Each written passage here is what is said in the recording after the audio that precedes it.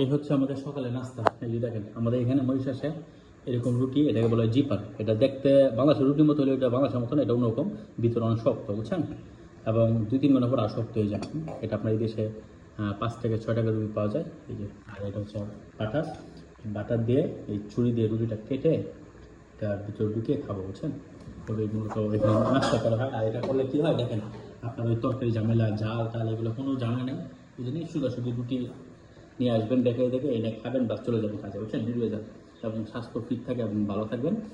কারণ আমরা তো সকালে আসলে বাংলাদেশে বিশেষ করে ভাত খেয়ে অভ্যস্ত, বুঝছেন? এতে কিন্তু অনেক সমস্যা হয়। কারণ নানান ধরনের তরকারি দেখায়, ঝাল হতে পারে, আপনার বেশি মরিচ হতে পারে বা বেশি হলুদ হতে পারে, এত অনেক ধরনের সমস্যা হয়।